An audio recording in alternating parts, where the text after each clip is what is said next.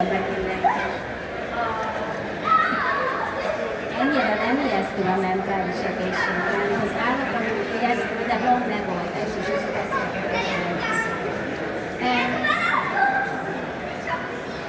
már jól megbeszéltük azt, hogy a Csiribolyó kiadóban van egy ilyen érdekes kettősség, hogy egyrészt a legesleges, legkisebb, csak a kontrasztokat látunk babától, egészen a felnőttekig mindenkit meg tud szólítani. Az elveszett lélek például a két nagymamám kedvenc könyve, mind a 2 és 87 évesek. Úgyhogy ennél jobb bizonyíték szerintem nem kell arra, hogy 0-tól 99-ig.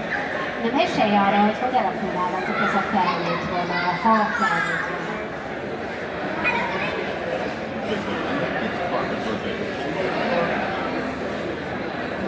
Igazából így csak van igyekszünk, hogy minden korosztálynak legyen valami ahogy válaszolunk a könyveket, az beleszeretünk egy könyv formájába, és aztán, hogyha megismerjük a történetet, és találunk benne valami olyan pluszt, ami ezt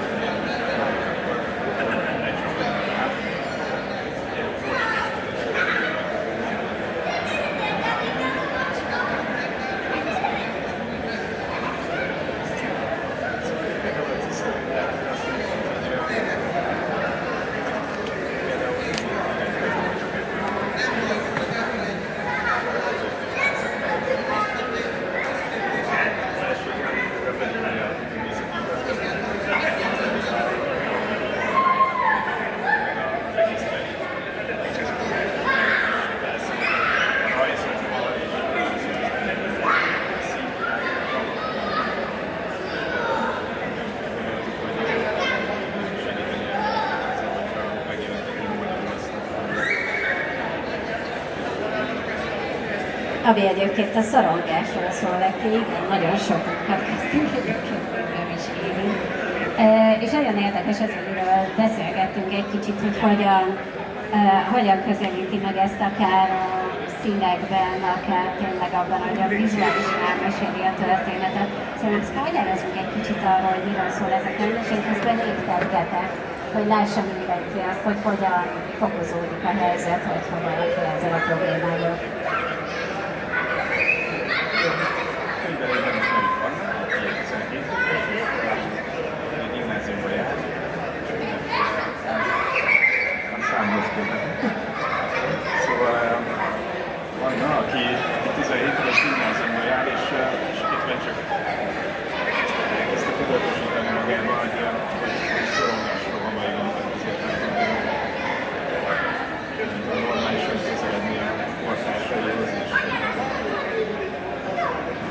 működni az életben.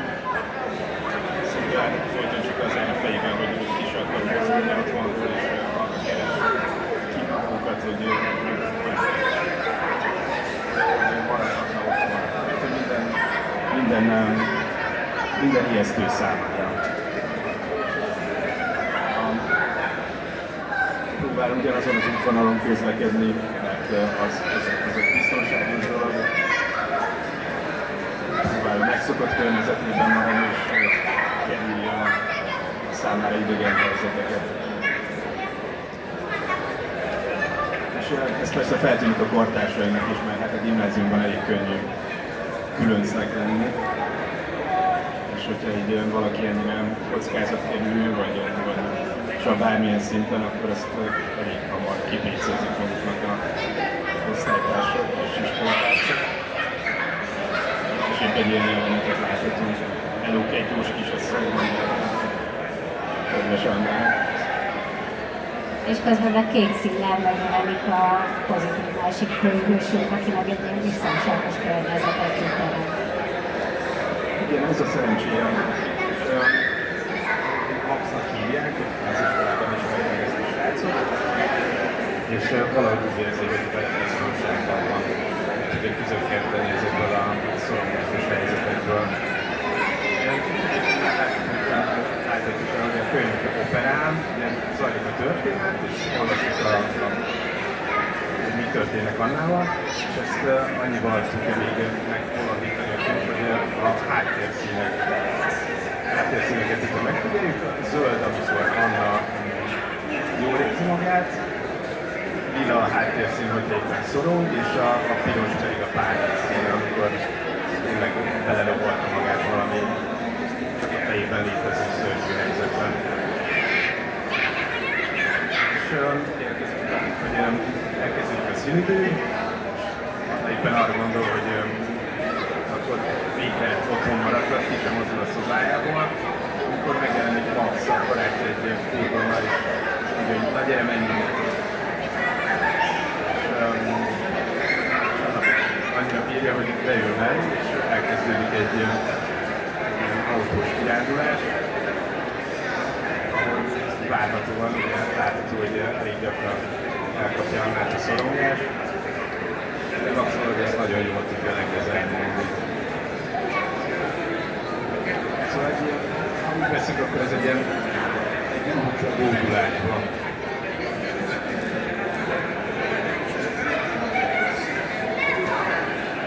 És a nyitásban mások felé tulajdonképpen én nagyon élvezem azt, hogy egy ilyen kis közösséget építetek magatok felé, mert hogy egyrészt ugye vannak ezek a könyvek, és van egy olyan olvasói táborotok, akik egy olyan kicsi jó, akkor milyen könyveket fognátok találni, például felnőttként, regényként tök fontos van nálatok ez az önismeret, mentális egészség. Én nagyon szerettem az Emma Elban, tehát tényleg nagyon sok olyan női történetetek van, meg hát egy ilyen kis otthonos hely a könyvesboltotok is, amit nyitottatok. A rengeteg nyomattal, könyvek kiállítással, meg a műhelyekkel, amiket tényleg összejönnek ezek az emberek is találkozhatnak. Szóval, ahogyan a képregényben ez egy társ vagy egy társaság megteremti ezt, úgy ezeket ezt ti is nagyon aktívan csinálva. Igyekszünk egy barátságos helyet létrehozni. Igazából a könyvesbolt megnyitásakor és berendezésekor is az volt a cél, hogy gyakorlatilag két terem van, az egyik a könyvesbolt, a másik pedig a Napoleon. Csak egy külső helyszínen. És a másik terem a Valéria tér, és is workshopokat tartani, és tényleg egy ilyen nagyon barátságos gyakorlatilag próbáljuk létrehozni. És igen, ez volt cél, hogy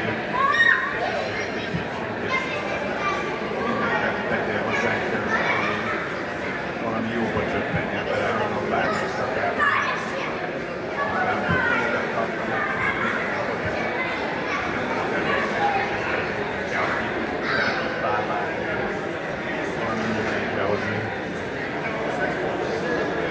Azt még kiemelném egyébként, hogy ugye azt mondtad, hogy csak a felnőtteknek hozunk segítő könyveket.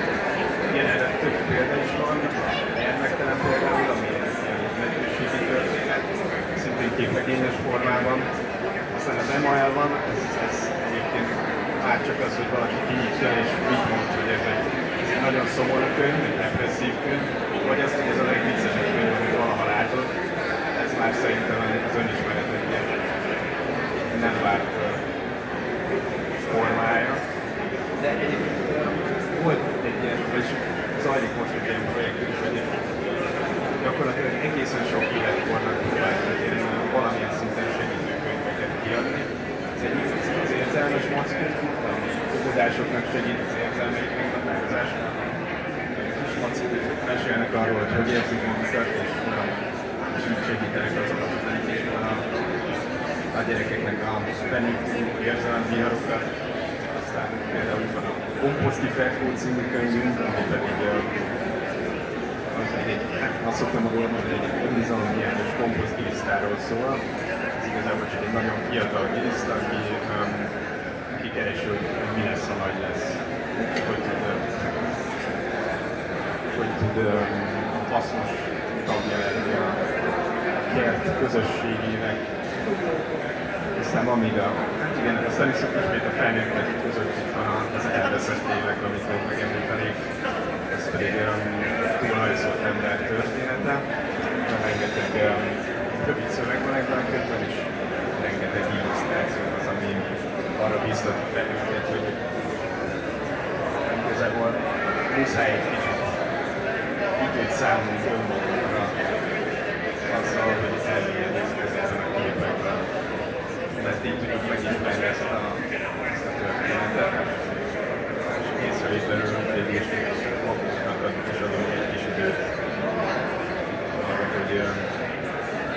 feldolgozhassuk ezt a rengeteg dolgot, amit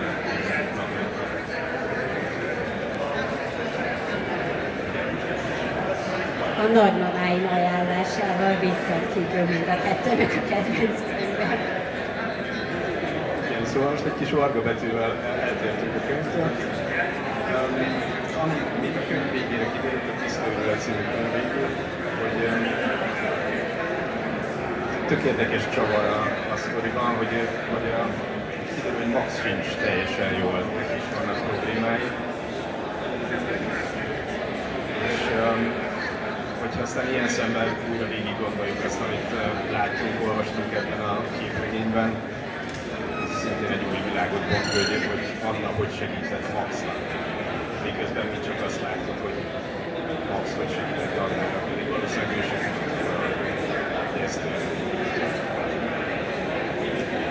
azt meg maga, hogy képregény formában jelenik meg ez a történet, nem pedig egy regényként mondjuk, az szerintem így kinyitja azt, hogy akár fiatal felnőttek, gimnazisták is jobban le tudják fogadni, és többekhez eljutni. Két ilyen apróság. Az egyik az, hogy azért is csodálatos ez a képregény, meg hogy ez ilyen formában van, mert például az, hogy meglátjuk ezt a két perspektívát, ez itt tök olyan, mint ahogyan mondjuk egy csoport terápián is segítenek egymásnak az emberek, és nem kell ezt szájbarátosan elmondani, hogyha nem kell is nehézségeid vannak, akkor találhatsz másokban támaszt, akkor is, ha nekik, akkor is, ha neked, hogy a legváratlanabb helyeken találhatsz megértést és közösséget. És ez egy nagyon érdekes dolog, amit nagyon szépen finoman mutat meg itt. Főleg azzal is, hogy Anna is írt utána ezen a kockán a végén, hogy igen, az első sok után ő is olyan maxikálni. A másik pedig az, hogy azért szorongás állapotában szerintem nem csak én vagyok az egyetlen, aki figyelemzavarral küzd, és nekem például nagyon-nagyon nagy élmény ilyenkor képregényt olvasni, mert hogy sokkal jobban bele tudok mélyedni ezekben az állapotokban, sokkal jobban fel tudok benne oldódni.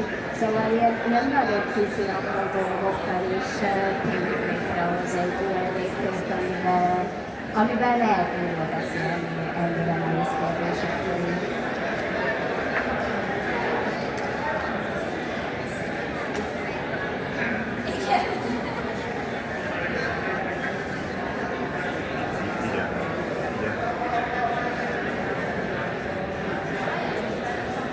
Ajánljuk bátran ezt a könyvet, mindenkinek megvásárolható az Angyánál, és említettük, hogy nyitottunk egy könyvesboltot, és várunk mindenkit szeretettel. Felnőtteknek és gyerekeknek is extra programokat kínálni. Látogassatok meg! Tényleg mindenkinek érintettnek, érintett nagymamájának, barátjának, háziállatának nagyon nagy szeretettel ajánlom. Köszönjük, hogy itt voltál, Zsolti! És hát akkor közeledünk